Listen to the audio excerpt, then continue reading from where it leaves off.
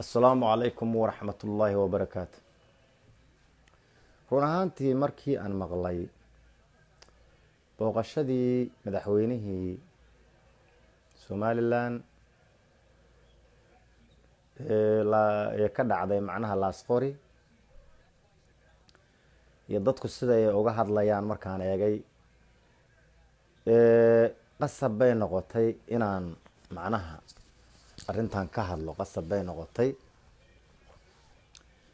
waxaan uga hadlayana waxa weeye in xaqiiqda la isfahansiiyo. bulsho xadaaradeed baan nahay oo geeska Afrika degan, qarnigii koobaad ee caalamka ma marayno, waxaanu maraynaa qarnigii 21aad. markii madaxweynaha Somaliland uu booqasho tagayo waa arrin macnaha dawladdu ay ka shirtay oo la isla wada ogyahay, kadibna deegaan buu haddaan laga waayanay booqasho u tagay. taa macnaheedu waxa weeye ummadda meesha degan waa ay og tahay in madaxweynihii Somaliland madaxweynahoodii inuu soo booqday, kadibna uu deegaankaa imaaday. waa wax iska official ah wey. dhibaatada ugu weyn waxay tahay ma garanaysaa, haddii meel aad leedahay, meel aad sheeganayso aad leedahay macnaha maamulkaygay ka mid tahayna aad leedahay, laakiinse xadna uusan jirin, controlba uusan jirin, wax dad eeg wax xadahoo dadkii dhexyaalba mabaleba, ciidan ma jiro, migration ma jiro. ilaan Somaliland waa dawlad kale oo Soomaaliya ka mid maaha. dadka rabitaankooda yaa la wajahaa. wax kale oo hadda cusub adigu uma qoondayn kartide. Somaliland waa dawlad ka go'day Soomaaliya, marka waa in migration jiro. ilaan dawladda Puntland waa inay ku tashato sida ummadda meesha degan wixii ay tiri inaad ku tashato wey. waa inuu migration jiro, waa inuu xad jiro, ciidan booliisa oo Puntland ay leedahay, ciidan booliis oo Somaliland leeyahay oo xad kala leh inay jiraan wey. haddiiba waxa ayna jirin dhulka ma sheegan kartid, waa qalad.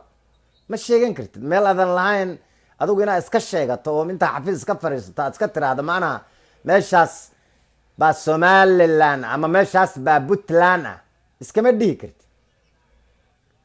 haddii aad meel sheegato meeshu waa inay xad leedahay, xadkaana inaad adigu kontaroosho wey. waxaa marka meeshaa ka caddeynayaa in dawladda Somaliland ay soo booqatay dhul ay Somaliland leedahay, kadibna booqashadaasi nabadgelyaana ay u dhacday. waana loo baahan yahay, waana waxyaaba loo baahan yahay wey.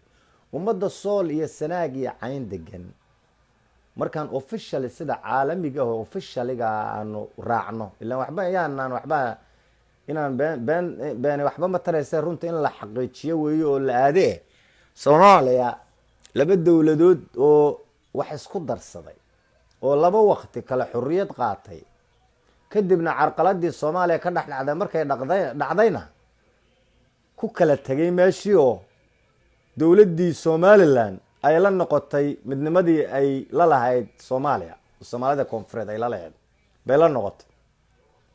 haddana dhulkeedii inay ayadu ma garanaysaa ay maamulkeeda gaadhsiiso waa wax ayada ay iska leedahay wey. hadday bulshada Somaliland qaar kamida ay mucaarad yihiinna xabada iyo in la isu qaato oo bulshada carqalad la geliyo ma ahane.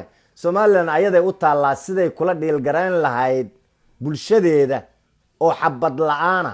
annagu ma rabno ummad Soomaaliyeed oo aan walaalanahay oo xadna laga dhaxeeyo inaan xad uu naga dhaxeeyo inaan iska fiirsano ayadoo la gumaadayo oo la carqaladeynayo. macnaha taas u maleen maayo qof raalli ka ama jiro. laakiin macnaheedu waxa weeye wada hadallo bulshadeeda inay wada hadallo la yeelato oo xadka Somaliland iyo Puntland ka dhaxeeya si sharci ah, in macnaha qolo kastaba bulshadeeda ay macnaha u iclaamisa meesha xadka ay leeyihiin dadka aan been loo sheegin waa muhiim. haddayse Sool iyo Sanaag iyo Cayn ay diidan yihiin inay Somaliland noqdaan, xad ahaan Somaliland weeye. hadday Somaliland diidaan, Somaliland bay diideen oo ka go-ayaane puntland arrintaas ayadaa inay saameyn ku yeelato maaha. waxaa keliya oo ay saameyn ku yeelan kartaa haddii dadkaa la gumaado oo dagaal lagu qaado dee damiirkii baanan aqbaleynin in la fiirsado. somalilandna arrintaa inay fahanto weeyo. dadku waa dad ehel ah oo isfahmayo. annagu chinese ma nihin iyo dad wax kale dad anagu soomaalidu dad isyaqaano wey. haddii laakiin gumaad la-aan somaliland bulshadeeda ay ku midayso si haddaan lagu waaya inay wada hadalla ah, arrintaasi arrin wanaagsan wey.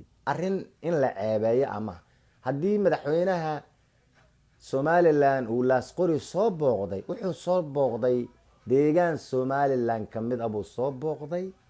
puntland anigu waxaan u sheegayaa, waxaa la yidhi shimbiri qoorqabad biyo kuma cabto. annagu hadda warsangeliya dhulbahante qoorqabad oogagama dhigayno puntland. puntland waanu wada samaysanay. haddii ay arrintii isla saanqaadi weyday oo ay diideen, waxa ay rabaan ayagay u taallaa. hadday somaliland raacayaan iyo hadday state gooni a noqonayaanba, wax annaga nooga 15 oo ah shuqul ku leenahay ma aha. waxaanse idiin sheegayaa puntland ahaan sida madaxweynuhuba uu u sheegay.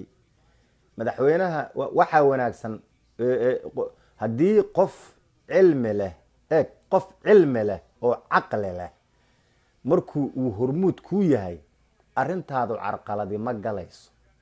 madaxweynuhu markii la su-aalay wuxuu yihi, ma garanaysaa dadka sool iyo sanaag iyo cayn degan ayaa maslaxadooda yaqaana. waxa ay ayagu rabaan inaanan laga carqaladeen weeye. taas weeye waxa uu ka hadlay.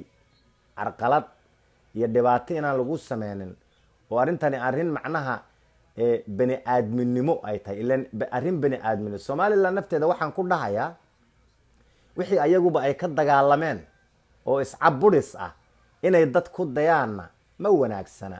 wada hadallaa wanaagsan. haddii sool iyo sanaag iyo cayn ay rabaan inay state gooni a noqdaan, u maleyn maaya inay puntlandna dhib ku qabto, somalilandna inay dhib ku qabto uma maleynay. alxamdu lilaahi rabbi alcaalamiin. sadaqta.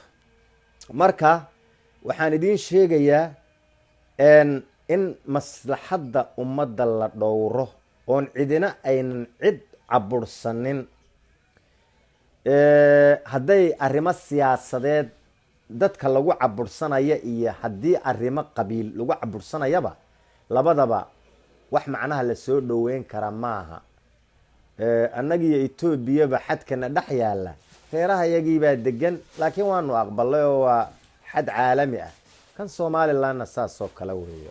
arrintaana in saa loo aqbalo weeyo. waxa kale oon idiin sheegayaa waxay tahay dadku wada hadallo ayay isku fahmaan. xooluhuna urtay isku fahmaan bay soomaalidu tiraa. waxaa wanaagsan in dadka loo dhimriyo oo sool iyo sanaag iyo cayn dhibaatada dhex taalla somaliland iyo puntland dhibaatada dhex taalla waxa weeye sool iyo sanaag iyo cayn wey. soo maa sool iyo sanaag iyo cayn dadka degan ayagaa ku shuqulle ayagaa la dhiilgareenaya ciday doonaan. in la gumaado waxay somalilandna way ogtahay in la gumaado annagu ma jeclin. in sool iyo sanaag iyo cayn qaab macnaha oo gumaad ma dhici karto oo cid u dulqaadanaysaaba iska yarba.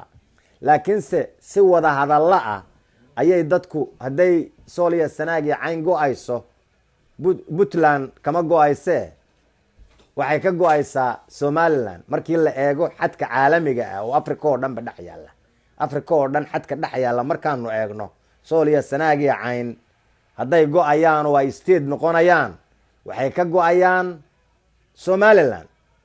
puntland iyo somaliland xad baa ka dhaxeeya. dagaalkan iyo waxaan micno badan ma sameynayaan. dadku nabadgelyay u baahan yihiin. dad xadaaradeed baa nahay. hadal taagtaagan iyo qoryo taagtaagan u maleyn maayo waxnala da- ma aha. waxna la cilmi ana ma aha, waxna la dhaqan ana ma aha.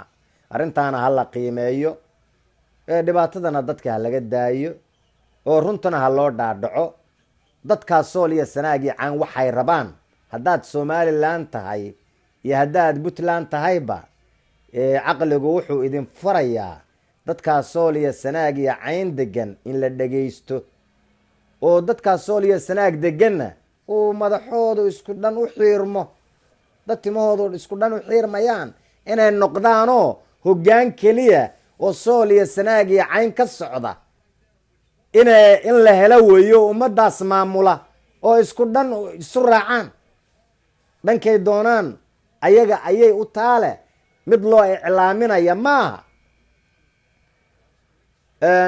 dadkana lama dhibo, dadku waxay rabaan ayaga yaqaana.